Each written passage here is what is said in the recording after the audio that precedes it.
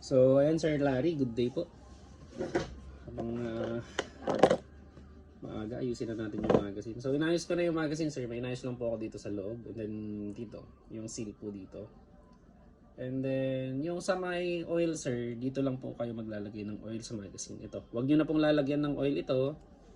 Ayan, kapag napupush nyo po yan, ibig sabihin wala pong gas.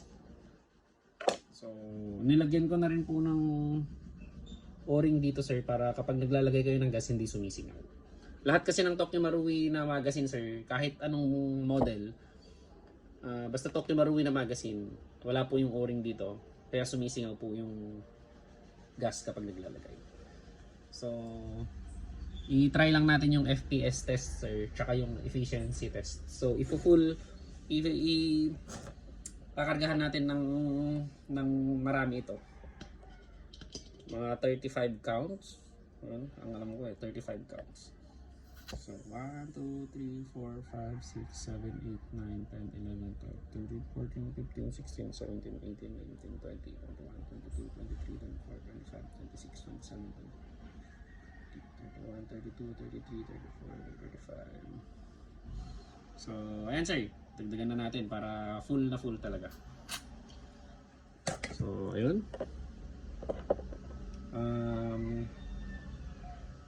So kalalagay lang yun sir. Dapat hintayin nyo na mag room temperature yung magazine bago nyo gamitin. Ideally ganun naman po talaga. Kasi kapag kalalagay sir, malamig kasi. Itong gas kasi sir, kapag sumisingaw, malamig siya. So lumalamig siya. Then, kaya nga po kapag every time na ginagamit nyo ito is lumalamig yung itong magazine. So, syempre yung kuwan pa rin natin sir is wag po nating gagamitin na tuloy-tuloy ito, na sunod-sunod. Yung pag naubusan ng gas, kakargahan na naman tapos gagamitin na naman. So, ito yung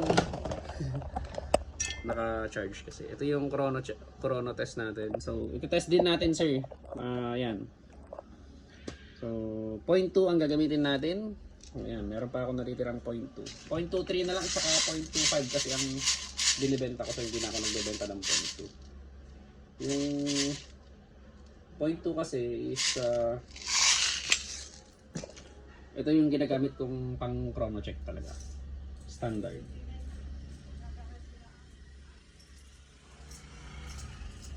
So, ayan, 0.2. So, ito po yung unit nyo sir. Ayan, tingnan natin para makita mo. So, ayan po yung ginawa kong stippling. Medyo irregular siya kapag nakikita nyo sa picture. Kasi ganun talaga yung kwan ko. Hindi kasi, mas maganda kasi kapag yung may irregularity yung pag stippling. Tsaka kapag hinawakan nyo ito sir, kapag ginanyan nyo, kahit higpitan nyo na ganyan, hindi po masakit sa kamay. Hindi po uncomfortable yung palad nyo. Pero napakakapit niya. So dun sa concern nilagyan ko rin ng undercut. Yan po yung undercut natin. Makintab po yan. Pero mayroong mga konting imperfections. Pero makintab pa rin po talaga. Parang stock lang niya. Ayan o. So tapos nilagyan ko rin ng style dito. Ng stippling dito sa para hindi naman po boring tingnan. So ayan. Testing natin.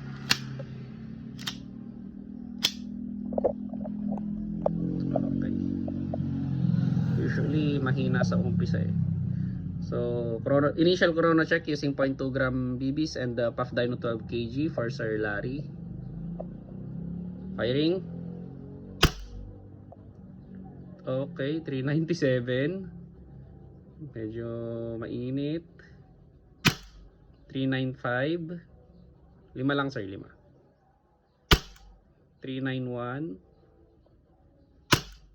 387.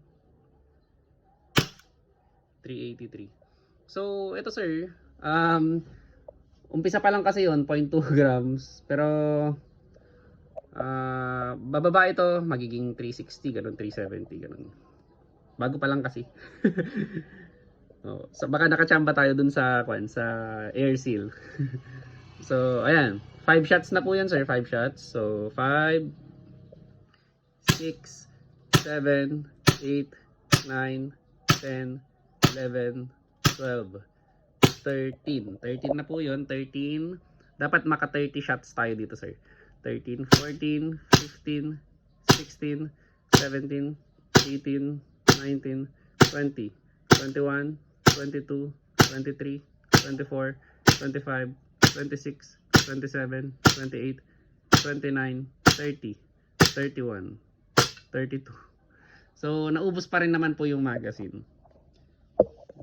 Baka dapat 40 counts ang ginawa ko dito. Kasi umpisa pa lang kalalagay. Kapag wala talagang gas yung magazine, talagang yung tag dito. Talagang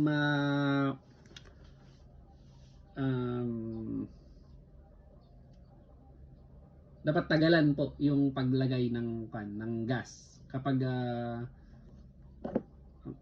ayan, makita niyo. Dapat tinagalan natin paglagay ng gas. So ayan, at least naka 30 shots pa rin tayo, sir. 31, ganun. So yun po yung yung unit nyo. Thank you very much, sir.